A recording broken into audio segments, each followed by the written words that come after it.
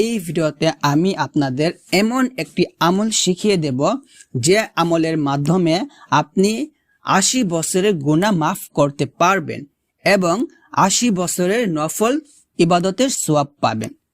তো অবশ্যই এই ভিডিওটি সম্পূর্ণ দেখবেন, একটু টানবেন না।